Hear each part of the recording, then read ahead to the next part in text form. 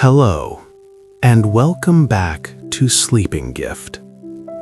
Tonight, allow me to share a story titled The Mountain Giant's Lullaby, 1 hour bedtime story for sleep and relaxation. Before we go any further, take a slow, gentle breath in. Let the quiet air fill your chest. Then exhale softly. Release every burden you've been carrying. Allow your imagination to gently guide you into this story. Now, let us begin the tale. In the oldest part of the world, where the clouds wrap themselves around the peaks like soft scarves, there stood a mountain named Grumble. Grumble was not an ordinary mountain, for he was a mountain giant, a being of stone and moss and deep, silent dreams. For centuries he had slept so peacefully that trees grew on his shoulders, meadows bloomed on his chest, and a quiet village nestled in the palm of his resting hand. The villagers never knew their mountain was alive. They simply felt a profound peace, a sense of being watched over by the very earth. But one autumn, a change began. A low, distant sound, like far-off thunder, echoed through the valleys, not from the sky, but from deep within the mountain. It was not an angry sound, but a lonely, aching one. A deep, resonant rumble. High in his cave, which was his ear, the giant Grumble stirred. His great eyelashes, heavy with icicles, fluttered open. What is that sound? He thought, his mind slow as glacial ice. He listened, and as he listened, he felt a vibration through his stony ribs. The rumbling came again, longer this time, a rolling groan that shook pine needles from the trees. Grumble placed a gigantic hand on his own stomach, a vast plateau of stone and soil. He felt the vibration there, and he understood. It was his own stomach, empty and echoing after its long sleep. The rumbling was the sound of his hunger, a cavernous, lonely noise that echoed up and down his own slopes. Every time he began to drift, the rumble would start, jolting him awake. "Hush now," he whispered to his stomach, his voice like a landslide trying to be soft. But a stomach must rumble when it is empty, even the stomach of a giant. So the great mountain was awake, and his unrest became the unrest of the land. The trees trembled, the streams chattered nervously, and the stars seemed to blink with worry high above. In the village below, the people noticed their mountain seemed to shiver. They felt a faint trembling in their teacups and heard a new, strange song in the wind. But they did not know its cause, for they were small, and the giant was so very large. Others, however, lived much closer to the giant's heart. In the roots of the trees, on Grumble's knees, lived a colony of field mice, led by a wise elder mouse named Willow. The rumbling shook their tiny tunnels, sending little showers of earth onto their beds of thistledown. "The great stone is restless," said Willow, brushing dirt from her whiskers. "We cannot sleep for his sighs." In the mines within Grumble's foot lived a family of 7 dwarfs, miners of crystals and keepers of deep secrets. The rumbling made their crystal chimes sing on their own, a chaotic, jangling melody. "The mountain's heart is uneasy," said the eldest dwarf, Granite, pausing his hammer. "Its rhythm is all wrong." and in the high crags that were Grumble's hair and beard lived a flock of sky birds, creatures of air and song. The rumbling vibrations traveled up the stone, unsettling their nests of twigs and moss. "The Old One is awake," trilled the bird named Arya, her feathers fluffed against the strange noise. "His song is one of discomfort. We must learn the reason." One evening, as the moon painted a silver path over the trembling meadows, the three leaders met at the border of their realms, the base of an ancient, gnarled tree. Willow the mouse arrived first, her nose twitching. Granite the dwarf came next, his lantern casting a warm, golden circle of light. Arya the bird glided down silently, landing on a low branch. For a moment, they simply listened to the deep, mournful rumble that rolled through the world. "It grows longer with each passing night," whispered Willow. "It comes from deep within," rumbled Granite, placing a hand on the tree trunk to feel the vibration. "It is a sound of need," sang Arya softly. "Not of anger, but of emptiness. The giant is not angry, he is hungry, and his own hunger keeps him awake." They all fell quiet, understanding dawning.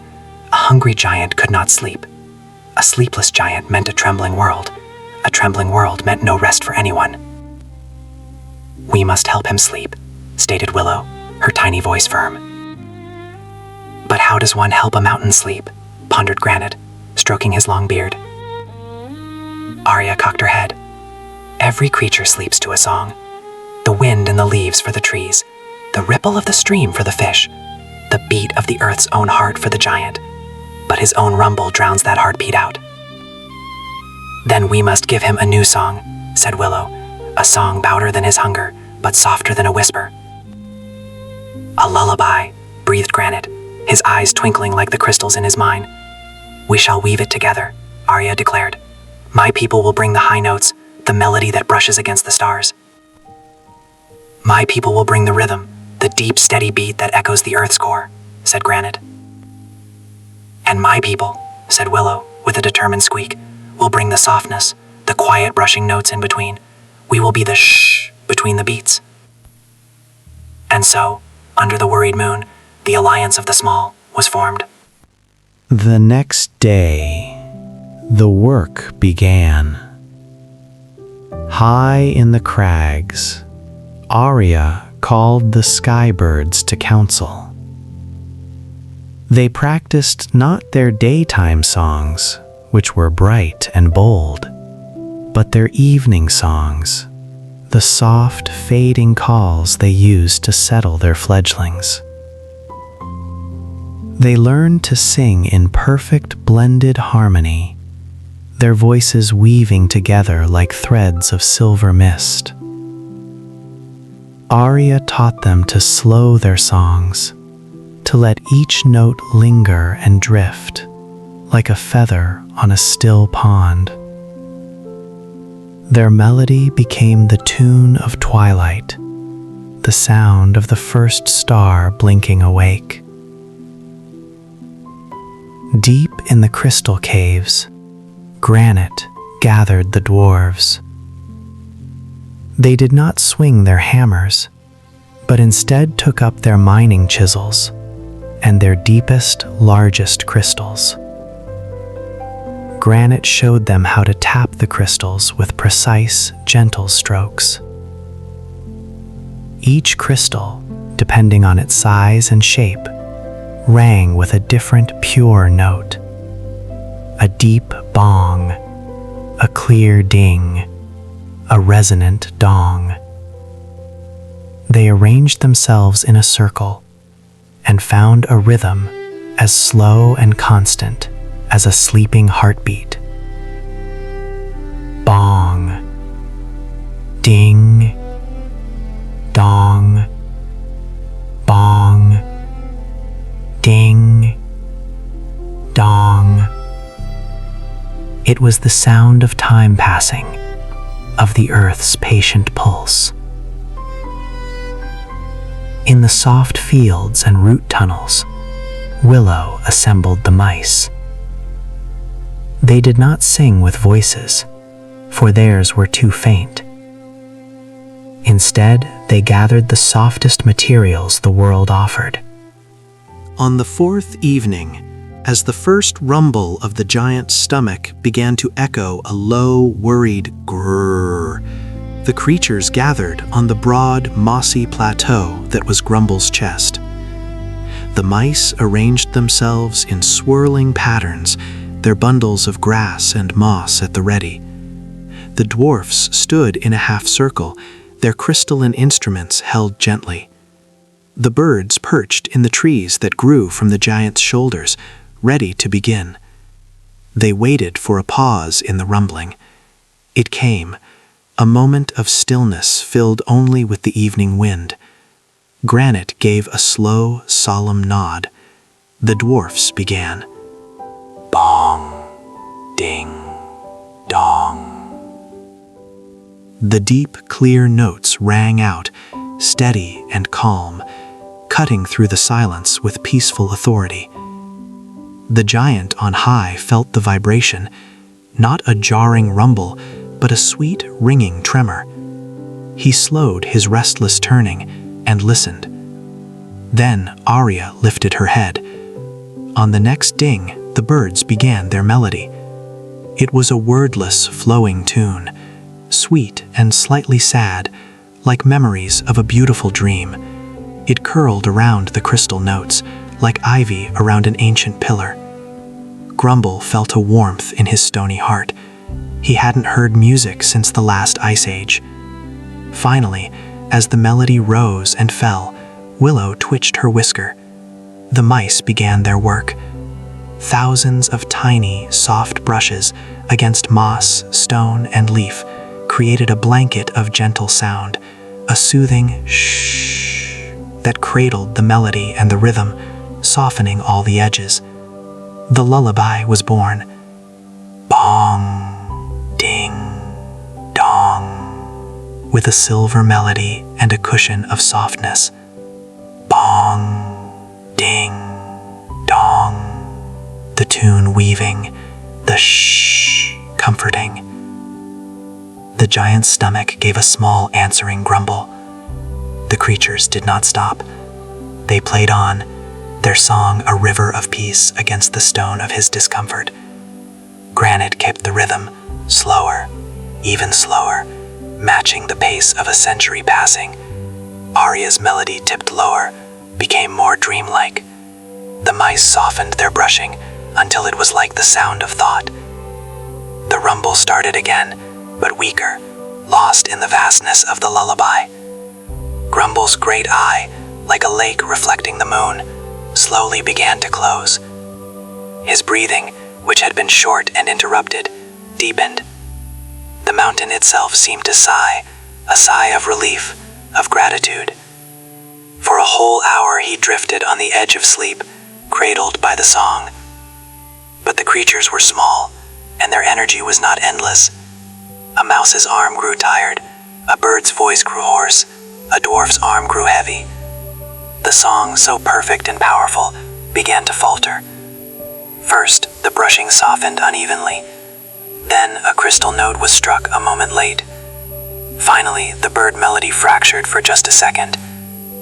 In that instant of silence, the giant's stomach spoke, a loud, long, grow on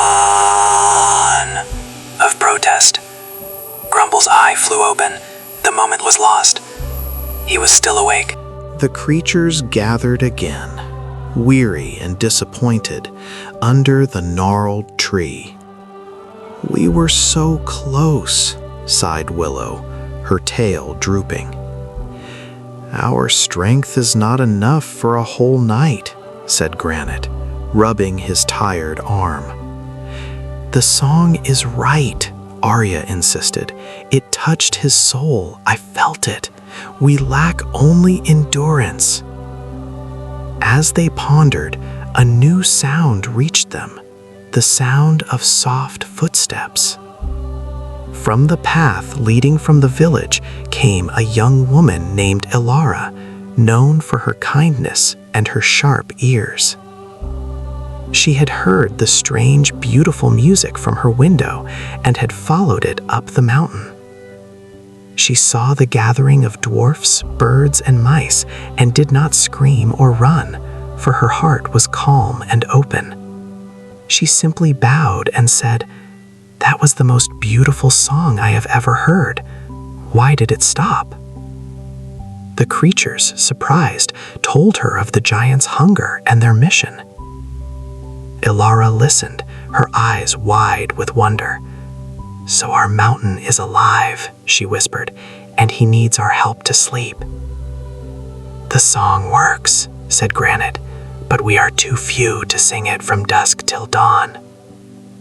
Ilara thought, her gaze drifting to her sleeping village below. "You are not too few," she said softly. "You have just not called on all your neighbors." The next evening, Ilara spoke to the village elders. She told them the truth of the mountain, of the gentle giant kept awake by his own hunger, and of the brave small creatures trying to soothe him. At first, they were skeptical, but then they felt the ever-present tremor, heard the lonely rumble, and remembered the sudden peace when the strange music had played. They decided to believe. That night, when the creatures assembled on the giant's chest, they were not alone. The villagers came, carrying not tools, but instruments of peace. They brought their great, deep-sided drums, but they played them with padded mallets, so the beat was a soft, distant thunder. Thoom, thoom, thoom, that joined the dwarfs' crystal rhythm. They brought long, hollow wooden flutes, and their breathy notes wove seamlessly with the bird's melody, giving it an earthy, grounding tone. They brought bundles of the softest sheep's wool, and they knelt with the mice, helping to create the great, enveloping shh. And they brought one more thing, food. Not food for a giant, for how do you feed a mountain, but the idea of food, the spirit of nourishment. As they played and brushed and sang, they thought peaceful, nourishing thoughts. They thought of full barns, of steaming bread, of sweet berries, of warm soup. They poured feelings of abundance and satisfaction into their music. The new combined lullaby began as the sun dipped below the world's edge. It was immense. It was gentle.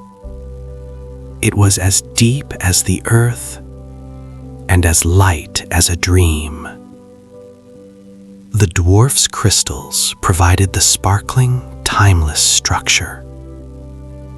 The villagers' drums and flutes gave it body and warmth. The bird's melody was the soaring, joyful spirit. And the mice and villagers together created a sea of comforting silence within the sound. Thoom, bong, ding, dong. Flute singing, birds trilling, an ocean of shh. The giant Grumble felt it immediately. This was not just a sound. It was a feeling. It was the feeling of a blanket being tucked around him. It was the feeling of a hand on his forehead. It was the feeling of a full belly, not of stone and earth, but of contentment.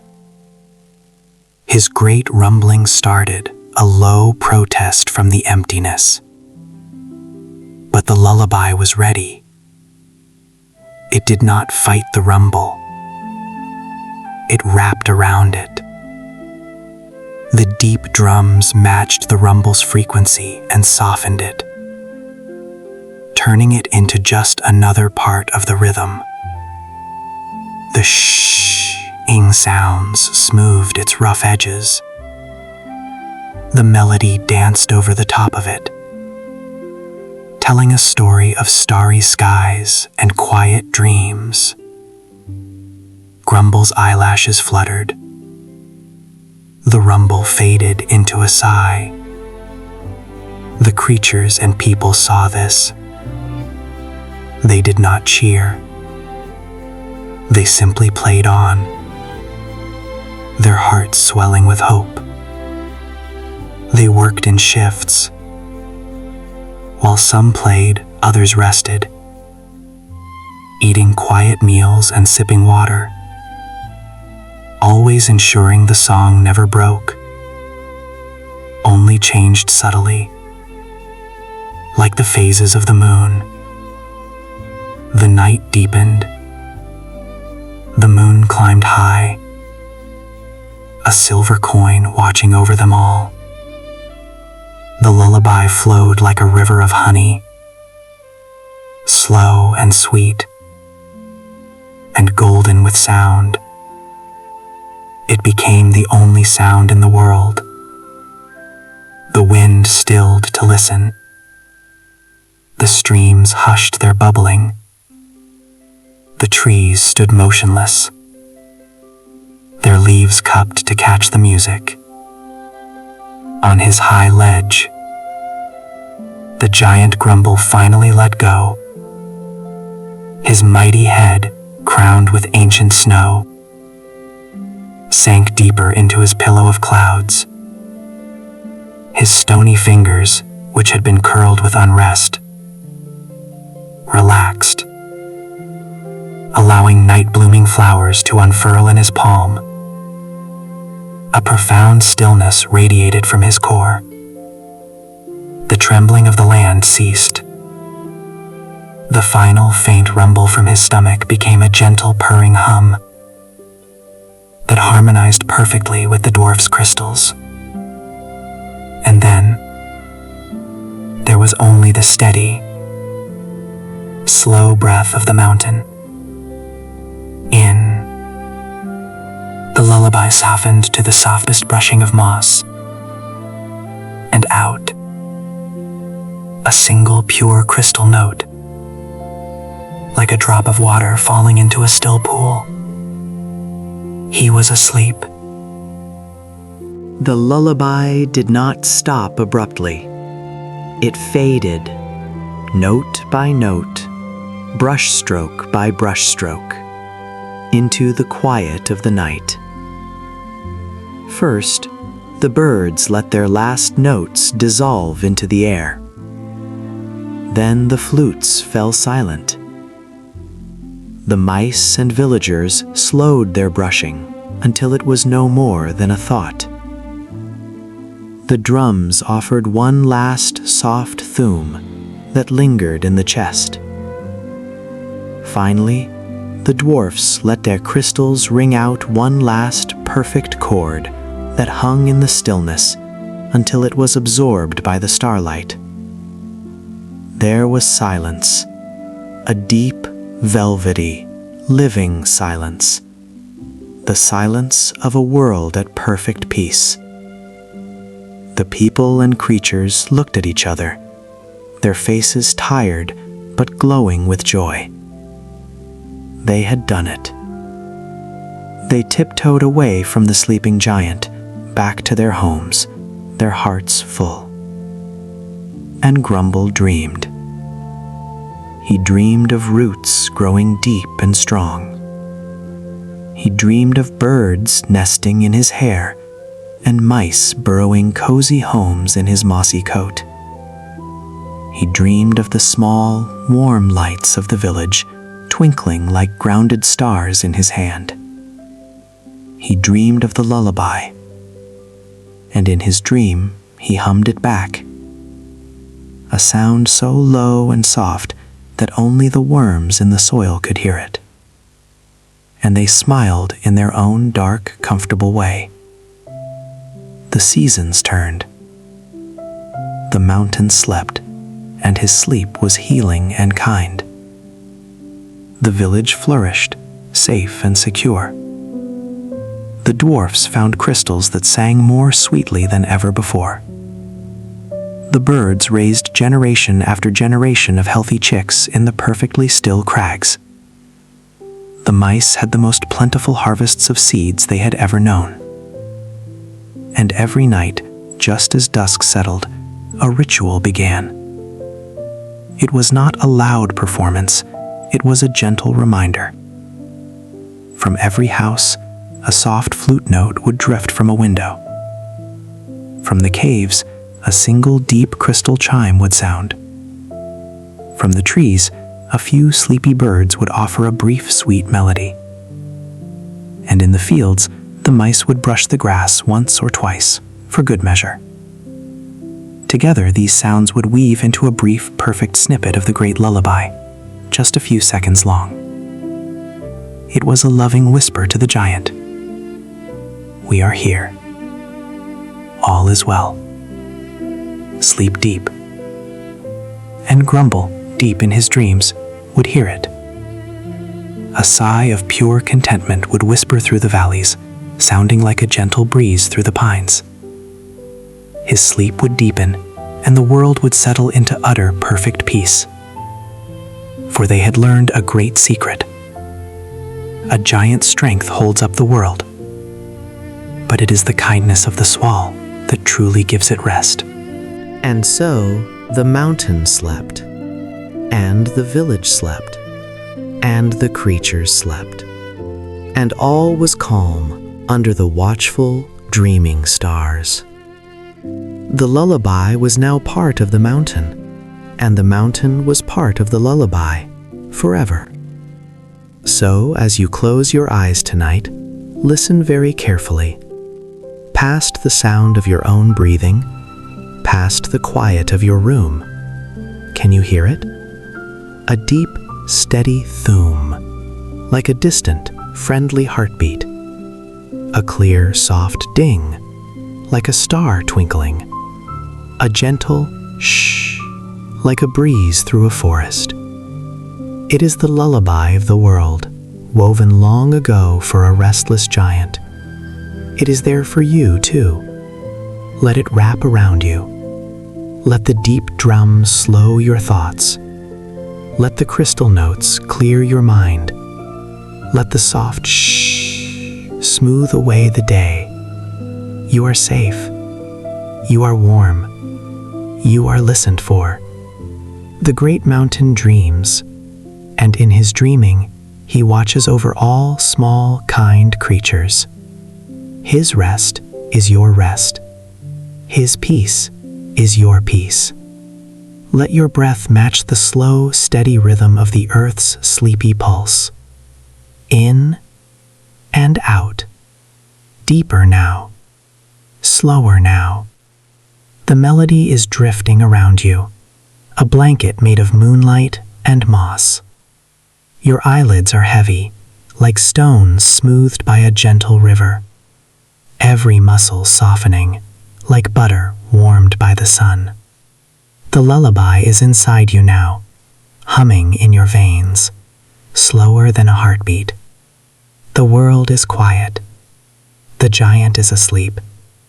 And now, so too can you.